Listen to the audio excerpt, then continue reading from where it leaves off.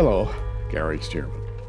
Little commentary on something that's been going on for a while now. You may remember back in February of this year, I commented on British research being done at the time. This was reported by the BBC, British Broadcasting Company. And the headline was, British researchers granted approval to edit genes in human embryos. Now, what that means is that they're carrying out experiments to alter human embryos to suit their specific needs when it comes to medical research. And they were using a very controversial system to do it. And if you recall, Tom Horn was here with his famous CRISPR kit.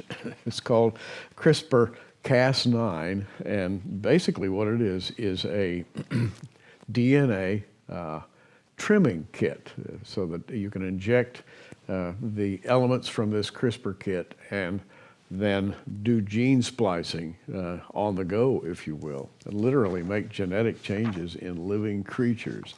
It's a very scary thing, and there was a lot of protest back in February when this was first announced, because the possibility is that you could come up with a human genome that was not entirely human. And what do you do with a less than human genome? Well, fast forward to today, as a matter of fact, May 18th of 2016, I'm looking at a news story that comes to us from NPR.org.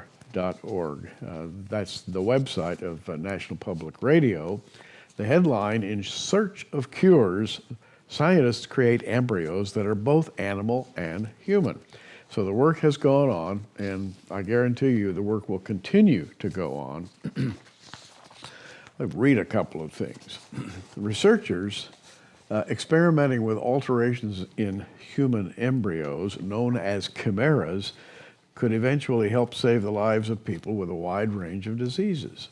One way would be to use chimera embryos to create better animal models to study how human diseases happen and how they progress. Perhaps the boldest hope that they have is to create farm animals that have human organs that can be transplanted into terminally ill patients. Think about that a while. But some scientists and bioethicists worry that the creation of these interspecies embryos crosses the line. Quote, "You're getting into some unsettling ground that I think is damaging to our sense of humanity," says Stuart Newman, professor of cell biology and anatomy at New York Medical College. They're making chimeras, and they continue to use that word over and over again in all of these related stories that are coming out now on a regular basis. A chimera is a genetic blend of human and animal. Now, a few years ago, if you said the word chimera, you would be referring to one of those human-animal mythological creatures, such as we find in Egypt, ancient Babylon, Rome, various places. The Babylonian lion is a good example that represented Babylon. It was the crouching lion, or the reclining lion, I should say, with a human head and wings on its back, so that it was basically a meld of three creatures. In Greek mythology, you have the satyr. That's the human being with horns, and the lower half of its body is a goat. And of course, it's a common symbol for Satan. But there are many, many other chimeras. The Egyptians had theirs, the god Thoth, the god of intellect and writing, a human body and the head of an ibis, for example. Strange combination. And on it goes. You've seen all kinds of chimeras in various storybooks. For example, even a unicorn with a little horn coming out of the middle of its head would be a form of chimera based on the horse. And the chimera would extend to the point that it was able to fly. So you have a flying horse with a little horn coming out of its forehead. That too would be a chimera. So the whole idea of mingling species comes to us from the old world. Where in the world did they get that idea anyway? Today, we're doing it for so-called biomedical purposes. And this is very simply accomplished. The doctor works under a microscope. He makes a small hole in the embryo's outer membrane with a little tiny laser. He injects a synthetic molecule, and he deletes a gene inside of this cell that he wishes to disappear and replaces it with one that he wishes to work with. For example, he might want to make artificial pancreases, and he would delete one gene and insert a pancreas gene. After embryos have had their DNA edited in this way, another hole is created in a membrane, and other things can be injected into a cell. For example, using what are called human-induced pluripotent stem cells, IPS is the way they say it, and it's much easier that way. These stem cells injected into ordinary cells would create an altered embryo. A human and a pig, for example, could be blended together in this way. Well, I don't have time to read all the story, but doctors being interviewed for this story expressed some doubt. The uncertainty, and I'm quoting here, is part of what makes the work so controversial. Ross and other scientists conducting these experiments can't know exactly where the human stem cells will go.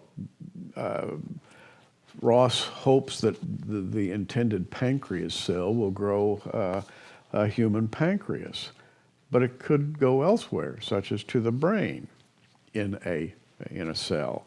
And here's a quote from him: "If you have pigs with partly human brains, you would have animals that might actually have consciousness like a human. It might even have human-type needs. We really don't know."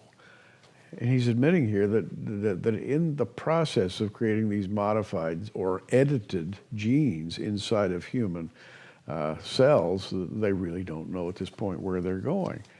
And here's another quote from him: "If a male chimeric pig mated with a female chimeric pig, the result could be a human fetus developing in the uterus of that female chimera. Another possibility is that the animals could give birth to some kind of a part human, part pig creature." You see where this is going? And this is work in progress, by the way. Here's a concluding quote: "One of the concerns that a lot of people have is there's something sacrosanct about what it means to be human expressed in our DNA. Sacrosanct. Interesting word. This is a quote from Jason Robert, bioethicist at Arizona State University. He says, "And that by inserting that into other animals and giving those other animals potentially some of the capacities of humans, that this could be a kind of a violation, a kind maybe even playing God," he says, end quote. And so you can see where we're going here. And one scientist actually uses the term, we could be playing God. Well, I dare say. This is very frightening to me, because the old world and the ancient books, the ancient manuscripts that we have coming down to us from thousands of years ago, talk about these very things. They talk about human-animal interbreeding, and everybody has said, well, all this was mythological in the old world. And by mythological, it was just a bunch of made-up stories. What do you think? Maybe the ancients knew a little something about interbreeding that would violate God's purposes. What comes around goes around. Now, I'd like to reread a passage that I've referred to often recently, Romans chapter 1, talking about men who consider themselves to be brilliant, who consider themselves to be rational, but who consider themselves to be above God. Romans 1:21, "Because that when they knew God, they glorified him not as God, neither were they thankful, but became vain in their imaginations. Their foolish heart was darkened." Professing themselves to be wise, they became fools, changed the glory of the uncorruptible God into an image made like to corruptible man and to birds and four-footed beasts and creeping things. Wow. That's Romans 1:21 through 23. When I read those words, I get a cold chill because the combination of these words virtually describes what's going on today. Let me read verse 23 again. They changed the glory of an uncorruptible God into an image. Man was created in the image and likeness of God. Just go back to Genesis and do a little reading if you doubt that.